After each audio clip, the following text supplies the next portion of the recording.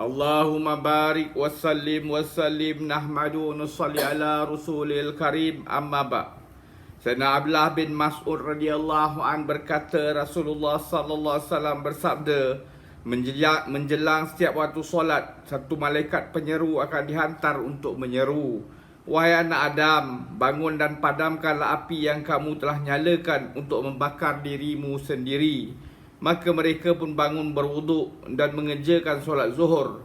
Maka dosa yang dilakukan oleh mereka antara solat fajar dan zuhur diampunkan. Demikian juga keadaannya menjelang waktu asar, maghrib dan isyak. Kemudian pada waktu malam yang gelap itu, setengah orang menuju ke arah mengerjakan amal kebaikan dan setengah orang pula ke arah melakukan kejahatan. Hadis riwayat Tabarani. Sayyidina Abdullah bin Mas'ud radhiyallahu berkata bahawa Nabi SAW bersabda, menjelang setiap waktu solat, satu malaikat penyeru akan dihantar untuk menyeru, wahai anak Adam, bangun dan padamkanlah api yang telah kamu nyalakan untuk membakar dirimu sendiri. Maka mereka pun bangun berwuduk dan mengerjakan solat zuhur. Maka dosa yang dilakukan oleh mereka antara solat fajar dan zuhur diampunkan. Demikian juga keadaannya menjelang waktu asar, maghrib dan isyak. Kemudian pada waktu malam yang gelap itu, setengah orang menuju ke arah mengerjakan amal kebaikan dan setengah orang pula ke arah melakukan kejahatan. Hadis riwayat Tabarani. Melalui solat, Allah SWT dengan limpah kurnianya mengampunkan dosa. Banyak kenyataan seumpama ini didapati dalam kitab hadis.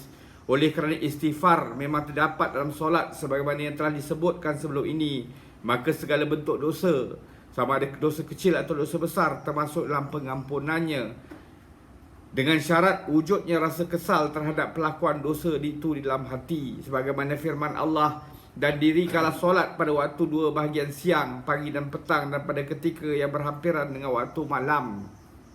Sesungguhnya amalan-amalan kebaikan, terutama solat, akan menghapuskan kejahatan.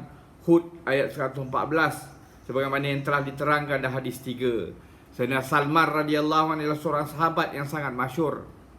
Beliau berkata, setelah selesai solat isyak, manusia terbahagi kepada 3 golongan. Pertama ialah golongan yang waktu malam merupakan sumber nikmat, keuntungan dan kebaikan bagi mereka. Mereka itu ialah orang yang menghargai kelapangan waktu malam. Ketika orang lain sibuk berehat dan tidur, mereka pula sibuk dengan mengerjakan solat. Untuk mereka, waktu malam menjadi sumber ganjaran pahala. Golongan kedua ialah golongan yang pada waktu malam menjadi sumber bala dan azab untuk mereka. Mereka ini ialah golongan yang mengambil kesempatan pada kesunyian malam untuk melakukan dosa. Malam merupakan satu bala bagi mereka. Golongan yang ketiga pula terus tidur setelah selesai solat isyak. Mereka ini untung pun tidak, rugi pun tidak. Semoga Allah Ta'ala bagi taufik untuk kita ambil iktibar, amalkan dan sampaikan.